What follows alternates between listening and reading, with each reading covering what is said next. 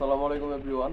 তো আজকে কিছুদিন যাবো তোমার ওভারটাইম চলতেছে আমাদের। আমরা তোমার বিবাহিত ব্যাচেলার, আমি আর কি, আমার ভাই ব্রাদার যারা আছে এরা সব ব্যাচেলার।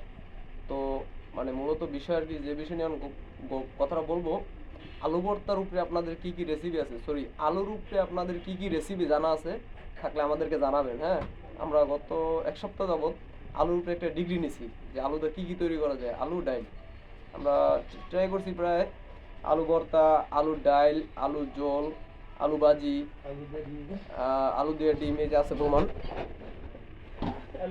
এই যে আলু ডিম আর এই যে ডাইল।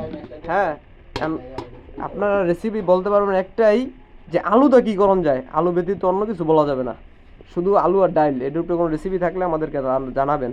আমরা যেগুলো বলছি এগুলো বাদে যা আছে, আলুটা যা করণ যায় এভরিথিং আমরা করবো। মানে এমন একটা দিনকাল আমাদের ভালো যাইতেছে আর কি। দোয়া করবেন সবাই আমাদের জন্য।